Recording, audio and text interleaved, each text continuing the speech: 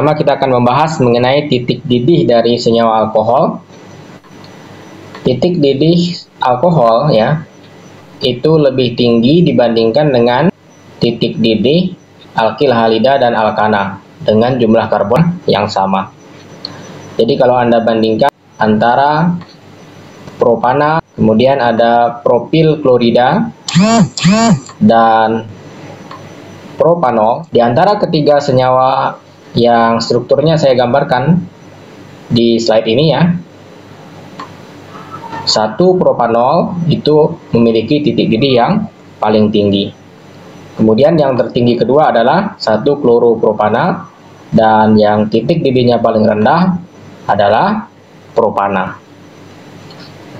Mengapa titik didih senyawa alkohol ini lebih tinggi dibandingkan dengan alkil halida maupun dengan alkana ya, dengan jumlah atom karbon yang sama?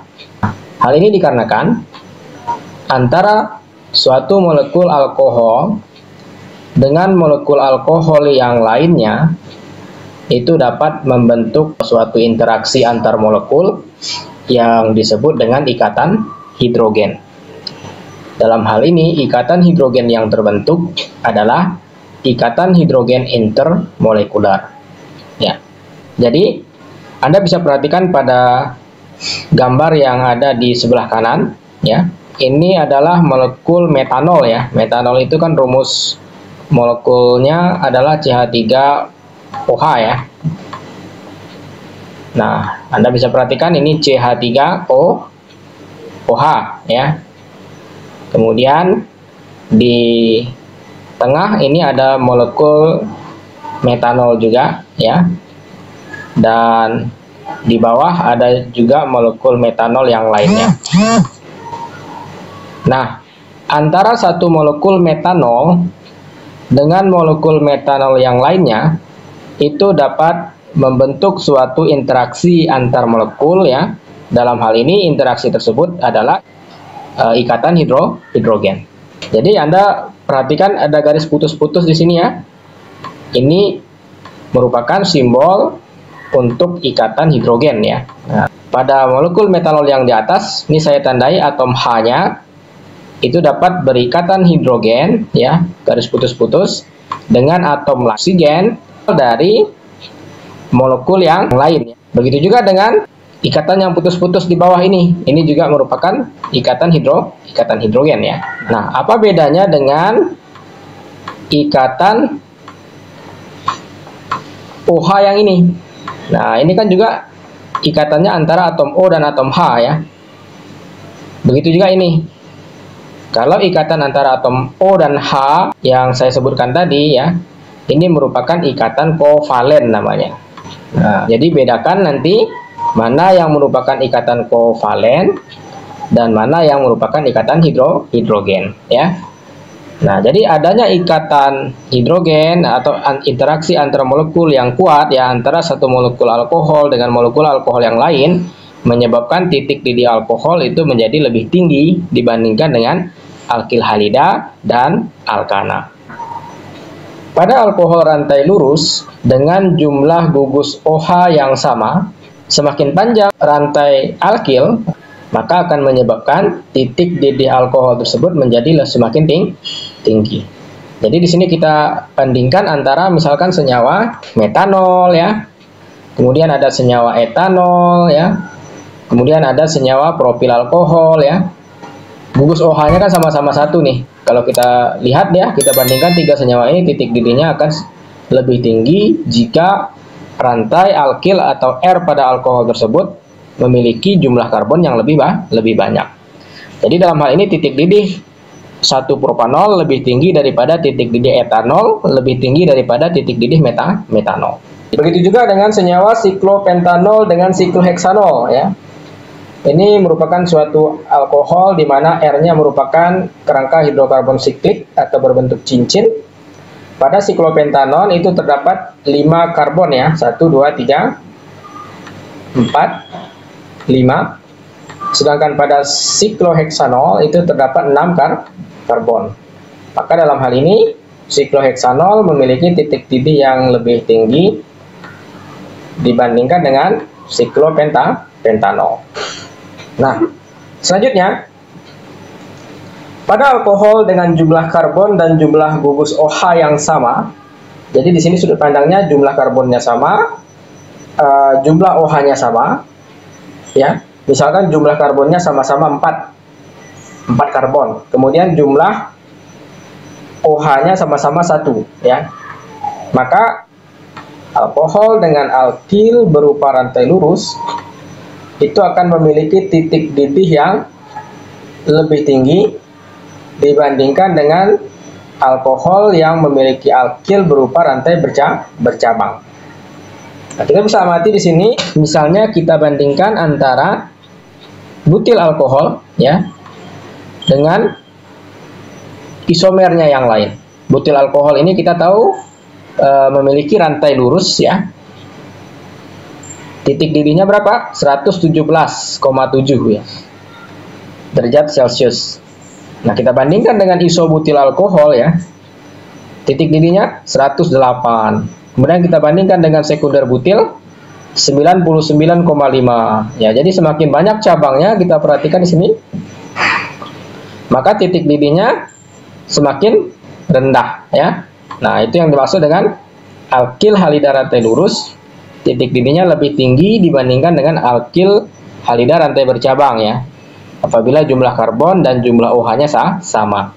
Kemudian teori berikutnya, titik didih alkohol dengan jumlah karbon yang sama akan meningkat seiring dengan meningkatnya jumlah gugus hidroksi yang terdapat pada struktur alkohol tersebut. Jadi kalau kita bandingkan, misalnya kita bandingkan antara etanol dengan etilen glikol. Etanol kan karbonnya 2 nih, ya. Berapa titik didih etanol? 78,3. Kita bandingkan etanol dengan etilen glikol yang ini. Nah, berapa titik didih etilen glikol? 197, ya. Jumlah karbon yang terdapat pada etilen glikol sama-sama 2, ya. Kita lihat nih ada 2 karbon yang saya checklist, 1, 2. Pada etanol juga terdapat 2 karbon, namun titik didih etilen glikol lebih tinggi. Kenapa? Karena pada etilen glikol terdapat 2 gugus hidroksi. Kenapa bisa begitu? Karena semakin banyak gugus hidroksi atau semakin banyak gugus OH yang terdapat dalam suatu molekul alkohol, itu akan menyebabkan antara satu molekul alkohol dengan molekul alkohol yang lainnya menjadi semakin mudah membentuk interaksi antar molekul. Dalam hal ini, ikatan hidrogen antar molekulnya menjadi lebih banyak, ya, sehingga titik didihnya akan meningkat, ya. Nah, selanjutnya, bagaimana wujud senyawa alkohol kalau kita bandingkan dengan alkana? Pada beberapa video sebelumnya, kita sudah membahas bahwa senyawa alkana dari karbon 1 sampai dengan karbon 4, ya, itu memiliki titik didih di bawah temperatur ruang. Dalam hal ini titik didihnya bahkan di bawah 0 derajat, ya. Artinya, ketika zat tersebut kita tempatkan pada suhu ruang, maka zat tersebut akan berwujud gas, ya. Makanya untuk propana, butana, ya, itu ditempatkan di dalam tabung gas, ya kan. Kalau dia dalam bentuk cairan seperti pentana dan heksana, ya. Alkana dengan karbon berjumlah 5 dan 6 dan seterusnya, ya, wujudnya cairan, maka nanti penyimpanannya di dalam temperatur ruang dapat disimpan di dalam botol, ya, dengan syarat botolnya harus tertutup rapat. Kenapa? Karena meskipun mereka berwujud cairan, ya, karena memiliki titik didih yang rendah, sehingga mereka bersifat volatil, ya. Dengan kata lain, mudah menguap, ya. Nah, sehingga harus disimpan dalam wadah yang tertutup. Nah, sekarang kita bandingkan dengan senyawa alkohol. Mulai dari karbon 1, metanol, hingga karbon 6, misalkan 1 heksanol. Kita lihat titik didihnya. Jauh lebih tinggi dibandingkan titik didih alkana. Jadi metanol saja titik didihnya 65 derajat Celcius. Sementara metana minus 164 derajat Celcius. Nah, jadi ini dari sini kita bisa mengamati bahwa interaksi antar molekul yang terbentuk antara satu molekul metanol dengan satu molekul metanol yang lainnya itu ternyata memiliki efek yang signifikan dalam menaikkan titik didih dari senyawa-senyawa alkohol tersebut. Dalam hal ini misalkan metanol ya, kalau kita bandingkan dengan metana. Nah, jadi karena mulai dari karbon nomor 1 saja kita lihat titik didihnya sudah berada jauh di atas temperatur kamar ya, temperatur ruang ya. Maka metanol pada temperatur ruang itu wujudnya adalah cairan. Ya, jadi nanti ketika Anda main-main ke laboratorium, Anda akan dapati bahwa metanol, etanol, 1-propanol dan lain sebagainya termasuk N-butanol atau 1-butanol itu akan saudara dapati wujudnya adalah cairan. Nah, kemudian perlu saya sampaikan juga senyawa-senyawa alkana maupun senyawa alkohol ini sifatnya adalah flammable, dengan kata lain mudah terbakar. Oleh karena itu, dalam penyimpanan juga perlu diperhatikan. Misalkan disimpannya harus berjarak yang cukup jauh dari lokasi sumber api, ya. Jangan di sebelah kompor, menyimpan etanol di sebelah kompor, ya. Maka ini akan berbahaya tentunya, ya. Jadi penyimpanan zat ini di laboratorium juga harus diperhatikan. Nah, ini adalah latihan soal 1, kita akan coba bahas pada kesempatan ini. Urutkan senyawa berikut berdasarkan kenaikan titik didih, dimulai dari yang titik didihnya paling rendah. Setelah itu berilah nama IUPAC dari masing-masing senyawa tersebut di bawah jawaban Anda. Kita mulai dari yang soal nomor 1. Di sini ada 3 senyawa. Yang pertama CH4, kemudian ada CH3OH dan ada CH3CH3. Untuk menentukan titik didih mana yang paling rendah, maka kita ingat teori tadi bahwa alkohol titik didihnya lebih tinggi dibandingkan alkil halida dan alkana. Maka dalam hal ini berarti alkana memiliki titik didih paling rendah. Pada soal nomor 1 ada 2 jenis alkana, yaitu CH4 dan CH3CH3. Ada metana, ada etana. Mana yang lebih rendah titik didihnya? Tentu metana, karena kita tadi sudah belajar teorinya, titik didih itu akan meningkat seiring dengan bertambahnya jumlah karbon yang terdapat pada molekulnya. Maka dalam hal ini, di antara ketiga senyawa ini, urutan senyawa tersebut dimulai dari yang memiliki titik didih paling rendah adalah metana, kemudian disusul oleh etana, ya. Nanti silakan Anda tulis sendiri nama IUPAC-nya ya. Ini etana, dan terakhir ditutup oleh metanol, ya. Jadi metanol itu memiliki titik didih yang lebih tinggi dibandingkan dengan etana maupun metana, ya. Metanol pada temperatur kamar wujudnya cairan, ya. Sedangkan etana dan metana pada temperatur kamar wujudnya adalah gas, ya. Nah, kemudian yang kedua, ada alkil halida yang pertama ya. Nama IUPAC-nya apa nih? Kloroetana, nama lainnya etil klorida. Kemudian senyawa yang kedua ini ada 1-propanol. Dan senyawa yang ketiga merupakan propana. Nah, ketika Anda ingin mengurutkan, dimulai dari yang memiliki titik didih paling rendah, maka tentunya kita akan memilih alkana di sini ya. Nah, jadi propana itu titik didihnya yang paling rendah, kemudian disusul dengan alkil halida CH3, CH2, Cl, dan yang paling tinggi titik didihnya adalah 1-propanol. Nah, kemudian soal nomor 3, di sini ada etanol ya, kemudian ada kloroetana dan ada metana. Mana yang titik didihnya paling rendah? Nah, ini saya rasa Anda akan menjawab dengan mudah ya. Tentu CH4 yang paling rendah. Kemudian disusul oleh titik didih kloroetana ya. Kemudian terakhir ya, yang titik didihnya paling tinggi adalah etanol ya. Nah, jadi di sini ingat teorinya bahwa apabila kita bandingkan ya, alkohol, alkil halida, dan alkana dengan jumlah karbon yang sama atau dengan jumlah karbon yang berdekatan, misalkan cuma selisih satu saja nggak masalah ya. Nah, maka dalam hal ini alkohol itu akan memiliki titik didih yang lebih tinggi dibandingkan dengan alkil halida maupun alkana.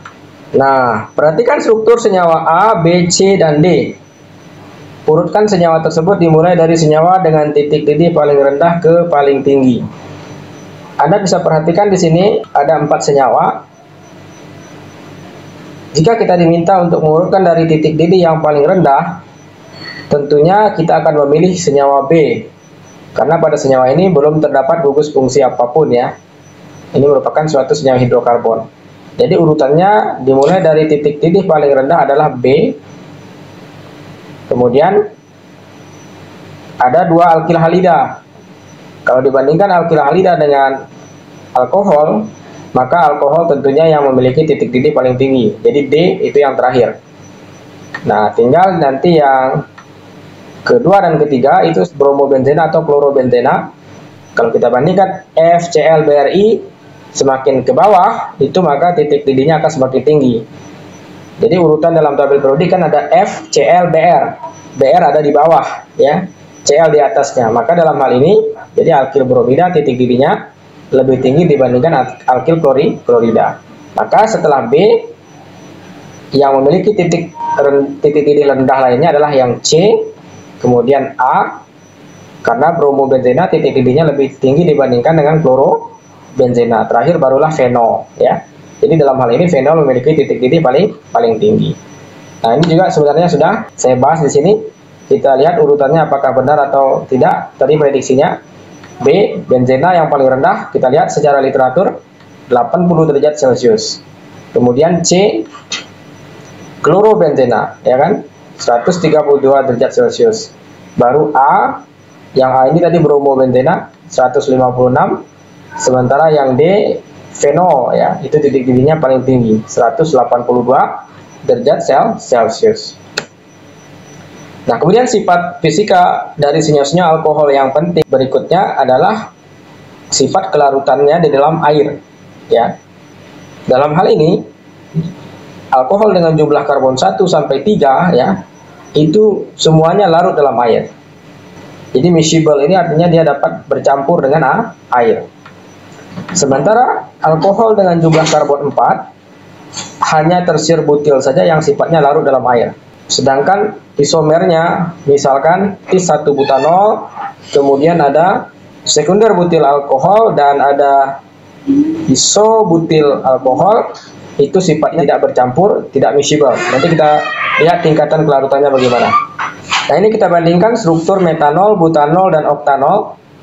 Dalam hal ini metanol merupakan senyawa alkohol di mana pada strukturnya terdapat 1 buah karbon. Metanol itu bersifat very soluble in water. Jadi very soluble ini apa? Artinya sangat mudah larut. Nah, jadi sangat mudah larut di dalam air. Jadi kalau ada campurkan metanol dengan air ya, maka dia akan tercampur secara homogen. Anda tidak akan bisa tunjukkan, oh ini metanolnya, oh ini airnya, nggak bisa, karena mereka akan miscible ya, tercampur secara sempurna, homogen ya. Nah, kemudian bagaimana dengan butanol? Nah, butanol ini merupakan suatu alkohol dengan jumlah karbon 4 pada strukturnya. Kita lihat yang butanol ini kan saya lingkari warna hijau. Yang warna hijau di tabel ini sifatnya apa? Slightly soluble. Nah, jadi kalau metanol itu very soluble in water, sangat mudah larut di dalam air. Butanol sifatnya slightly soluble.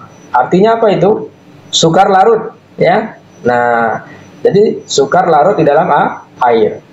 Versi bahasa Indonesianya ini sudah saya tampilkan. Ini sebenarnya bisa Anda baca di Farmakope Indonesia ya. Bagi yang berasal dari SMK Farmasi pasti tidak asing lagi dengan yang namanya buku Farmakope. Anda bisa lihat tingkatan kelarutan senyawa-senyawa obat pada buku tersebut ya. Jadi slightly soluble itu sukar larut. Jadi sukar larut dalam air. Jadi sama-sama alkohol. Yang satu sifatnya sangat mudah larut di dalam air, butanol sifatnya sukar larut di dalam air. Nah, kemudian oktanol. Oktanol merupakan suatu alkohol dengan jumlah karbon 8 pada strukturnya yang saya tandai dengan warna biru ini ya. Kita lihat pada tabel kelarutan, ternyata oktanol ini digolongkan ke dalam praktis tidak larut di dalam air. Nah, jadi sama-sama senyawa alkohol. Yang satu sifatnya sangat mudah larut, yang kedua sifatnya tadi butanol, sukar larut di dalam air, yang ketiga sifatnya praktis tidak larut. Makanya di sini disebut insoluble in water, ya. Jadi ketika Anda campurkan etanol dengan air, maka nanti tentunya akan terbentuk dua lapisan. Ini lapisan oktanolnya, ini lapisan airnya. Bisa kita tunjuk ya. Jadi tidak akan terbentuk campuran yang homogen. Karena perbedaan kepolaran antara oktanol dan air itu. Nanti kita akan bahas ini ya. Jadi nanti ini silakan dicek di buku farmakope mengenai istilah-istilah kelarutan ini, di mana ini nanti penting juga bagi Anda menentukan kelarutan ini. Misalnya ketika ingin membuat suatu formulasi ya. Bagaimana sifat bahan aktifnya, apakah larut dalam air atau tidak, atau mungkin dia lebih mudah larut dalam minyak ya. Nah, sehingga dapat membantu kita dalam memilih basis yang sesuai nanti dalam membuat suatu formulasi sediaan ya. Begitu juga dengan bahan-bahan tambahan ya. Nah, bahan tambahannya bagaimana sifatnya, bagaimana kelarutannya, dan lain sebagainya. Jadi dapat kita simpulkan di sini ya, alkohol dengan rantai karbon yang pendek, misalkan metanol, etanol, dan propanol, itu bersifat sangat mudah larut dalam air. Atau dalam bahasa Inggris istilahnya adalah very soluble in water. Ya. Nah, kenapa? Nah, hal ini dikarenakan molekul air, ya, apabila alkohol tadi kita campurkan dengan air, molekul air mampu membentuk ikatan hidrogen dengan gugus hidroksil yang terdapat pada molekul alkohol tersebut. Jadi misalkan etanol nih, di sini ada etanol, ya, saya larutkan dalam air, maka akan terbentuk ikatan hidrogen, ya, antara molekul etanol tadi dengan molekul air. Nah, sehingga menyebabkan etanol tadi dapat larut di dalam air, ya. Nah, ini berlaku untuk metanol, etanol, dan juga alkohol dengan jumlah karbon 3 dan tersier butil alkohol. Nah, sementara alkohol-alkohol yang lainnya tidak bercampur dengan air. Nanti kita akan bahas itu. Kenapa ada alkohol yang sifatnya larut dalam air? Kenapa ada alkohol yang sukar larut dalam air, dan mungkin ada alkohol yang sifatnya praktis tidak larut di dalam air. Padahal gugus fungsinya sama-sama terdapat gugus OH, ya. Nah, kita bahas ini setelah ini ya. Nah, jadi tadi saya ulangi kembali, metanol, etanol, propanol larut dalam air. Nah, namun ketika Anda mencoba melarutkan satu butanol dalam air, Anda coba ambil pakai pipet tetes misalkan, tambahkan tetes demi tetes butanol ke dalam wadah yang berisi air. Dalam hal ini misalkan ini corong pisah ya. Saya misalkan aja ini ya. Jadi ketika tetes pertama, ya, dia dapat larut ya. Tetes kedua mungkin masih larut. Tapi semakin banyak butanol Anda tambahkan ya, tetes, maka Anda akan mulai melihat satu butanol tadi akan mulai membentuk lapisan sendiri di atas air. Nah, maka nanti akan ada lapisan air dan lapisan butanol. Nah, kenapa terbentuk dua lapisan seperti ini? Lapisan air dan lapisan butanol. Karena butanol tadi sifatnya apa? Sukar larut dalam air. Jadi hanya sebagian kecil saja yang dapat larut di dalam air. Sedangkan sisanya berarti itulah yang tidak larut, sehingga nanti akan terbentuk dua lapisan. Ada lapisan air dan lapisan butanol. Kenapa lapisan air berada di bawah, sedangkan lapisan butanol berada di atas? Ini sudah kita bahas sebelumnya. Karena berat jenis air ya, dalam hal ini lebih besar daripada berat jenis butanol. Oleh karena itu butanol berada pada lapisan atas. Nah, kenapa sifat butanol ini sukar larut dalam air? Kita perhatikan pada struktur butanol, sama halnya dengan etanol tadi. Pada butanol itu juga terdapat gugus hidroksi, gugus OH, di mana gugus OH ini bisa berikatan hidrogen dengan air. Perbedaannya apa dengan etanol? Pada butanol, ya, itu terdapat gugus R atau rantai alkil yang cukup panjang. Kalau kita perhatikan nih ada 4 karbon ya, di mana rantai alkil ini nanti akan menyumbangkan sifat hidrofobik atau menyebabkan kepolaran daripada alkohol tadi menjadi menurun. Ya, dikarenakan bagian R ini sifatnya adalah non polar atau hidrofobik. Nah, jadi adanya rantai alkil ini ya menyebabkan kepolaran dari senyawa alkohol tadi menjadi berkurang ya. Nah, jadi inilah yang menyebabkan kenapa butanol sifat kelarutannya menjadi sukar larut di dalam air. Jadi kelarutannya lebih kecil dibandingkan dengan alkohol C1 sampai C3 tadi. Nah, kemudian bagaimana dengan alkohol dengan rantai yang lebih panjang, rantai karbon yang lebih panjang? Misalkan pentanol, heksanol, heptanol, oktanol, maka kita akan dapati bahwa alkohol tersebut akan semakin tidak larut dalam air. Jadi kan tadi kita sudah baca itu mengenai skala kelarutan ya.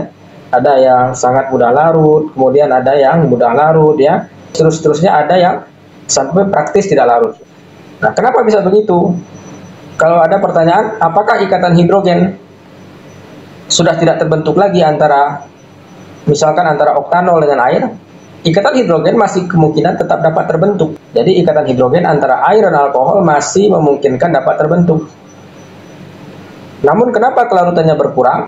Alkohol dengan rantai karbon yang lebih panjang ini tentunya akan memiliki bagian hidrofobik, bagian nonpolar yang lebih besar ya dibandingkan dengan alkohol yang memiliki rantai karbon yang lebih pendek. Karena bagian hidrofobiknya, bagian nonpolarnya lebih besar ukurannya, ya, hal ini menyebabkan efek hidrofobik dari rantai alkohol tersebut mulai mengalahkan efek hidrofilik yang dihasilkan oleh gugus OH-nya. Nah, jadi efek hidrofobik dari rantai alkohol itu akan mengalahkan efek hidrofilik dari gugus OH-nya, sehingga kelarutan alkohol tersebut dalam air menjadi berkurang ya, seiring bertambahnya jumlah karbon pada bagian hidrofobiknya atau pada bagian alkilnya. Jadi semakin besar, semakin panjang rantai karbonnya ya, maka sifat hidrofobiknya yang akan dominan, sifat nonpolarnya yang akan dominan ya, sementara sifat hidrofiliknya akan semakin kecil ya, dikalahkan oleh sifat hidrofobiknya. Akibatnya dia menjadi cenderung bersifat nonpolar, tidak larut di dalam air. Nah, jadi kesimpulannya ya, kalau ada percobaan di laboratorium, Anda ingin mencobakan misalkan melarutkan metil alkohol atau metanol di dalam air, dia akan larut, sementara di dalam heksan dia tidak larut ya. Kemudian 1 butanol di dalam air itu sedikit larut ya. Nah, karena kelarutannya tadi sukar larut ya. Kemudian di dalam heksan juga dia sedikit larut atau sukar larutnya. Nah, kemudian kalau 1 oktanol di dalam air dia praktis tidak larut ya. Sedangkan di dalam heksan dia larut. Nah, ini membuktikan bahwa 1 oktanol itu sifatnya apa berarti? Nonpolar ya. Karena dia larut di dalam heksana, sementara di dalam air tidak larut. Meskipun terdapat gugus OH ya, karena rantai R-nya semakin panjang ya, semakin besar, jumlah karbonnya meningkat, maka yang menang nanti adalah sifat nonpolarnya, sehingga dia dapat larut di dalam heksan ya. Sifat-sifat lainnya nanti saudara baca di rumah ya. Nah, ini ada soal rebutan, silahkan yang mau menjawab. Indi, silahkan baca soalnya baik-baik. Kelarutan paling rendah yang pertama yang B. Oke, lanjut.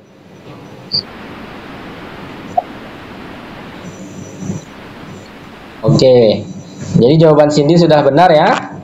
Silahkan siapa yang mau memberi nama Ayupek sesuai urutan tadi. Boleh tunjuk tangan di chat biar saya baca kan, saya sebutkan namanya.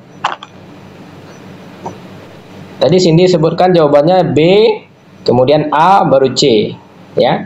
Jadi yang paling rendah kelarutannya adalah B, kemudian A, yang C kelarutannya paling tinggi di dalam air. Silakan tuliskan namanya di chat biar bisa saya sebut.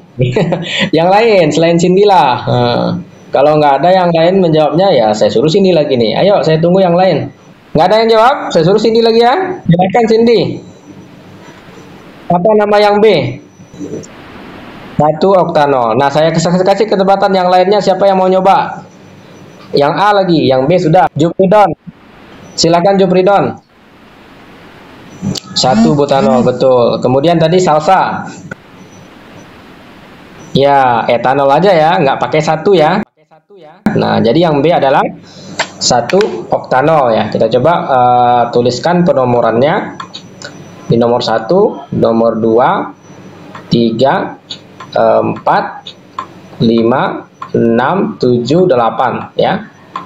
Nah, jadi 1 oktanol. Kemudian ini nomor 1, ini nomor 2, nomor 3, nomor 4 ya. Jadi namanya 1 butanol yang A. Sedangkan yang C cukup sebut etanol saja ya. Jadi tadi sudah dijawab oleh Cindy, Jupridon, dan Salsa ya.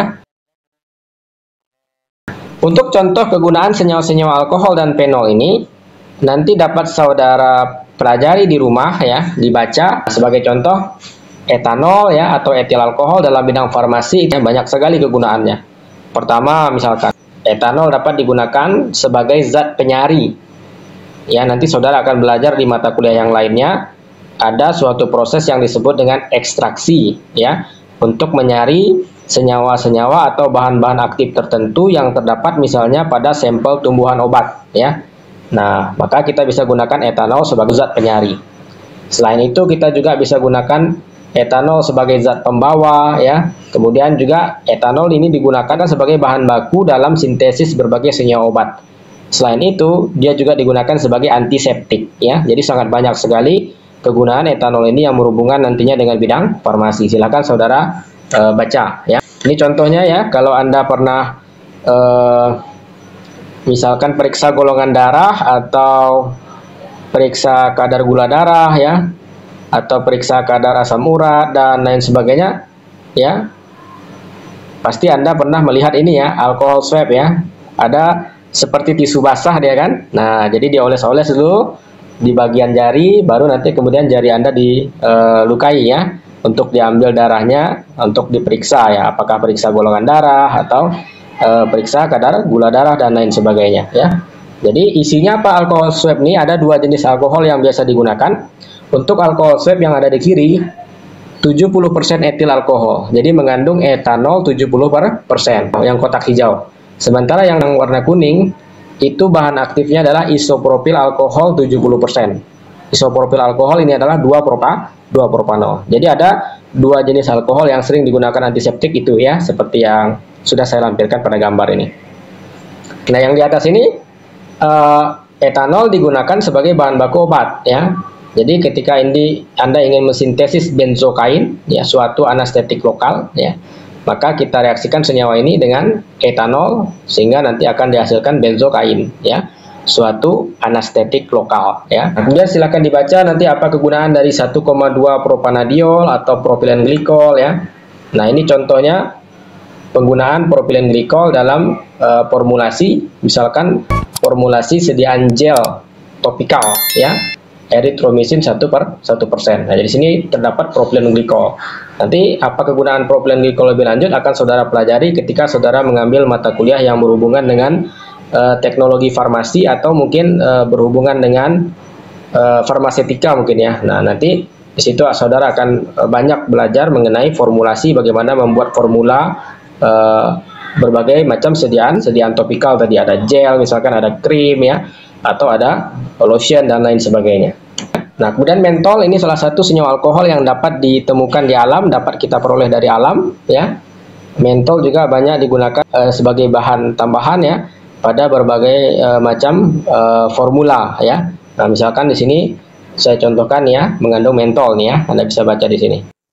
Ya, ada sorbitol, silakan dibaca juga ya. Kemudian ada fenol dan turunannya, ini banyak digunakan sebagai desinfektan. Kemudian juga dapat dijumpai pada beberapa produk antiseptik. Kemudian turunan fenol seperti hidroquinon ini juga digunakan sebagai bahan aktif dalam beberapa sediaan kosmetik ya, yang tujuannya digunakan sebagai bahan pencerah ya, untuk menghilangkan bintik-bintik hitam yang ada pada kulit ya. Nah, tetapi tentunya ketika penggunaannya tidak tepat itu dapat menimbulkan efek samping. Nanti saudara bisa baca ya apa efek sampingnya. Kemudian perlu saudara ketahui juga bahwa sebagian besar senyawa obat itu kalau kita lihat pada strukturnya terdapat bagian yang mengandung kerangka fenolik. Ini menunjukkan bahwa beberapa senyawa obat tersebut dapat dibuat dari senyawa fenol ya, atau merupakan senyawa turunan fenol ya. Saudara bisa lihat ini ada paracetamol ya, kemudian ada BHT, ada albuterol, dan juga metil salsilat ya. Ini adalah contoh-contoh senyawa obat yang merupakan turunan dari fenol atau dapat disintesis menggunakan bahan baku senyawa fenol. Oke, demikianlah video materi sifat fisika dan beberapa kegunaan dari senyawa alkohol dan fenol ini ya. Semoga bermanfaat. Jangan lupa untuk like, comment, and share video ini.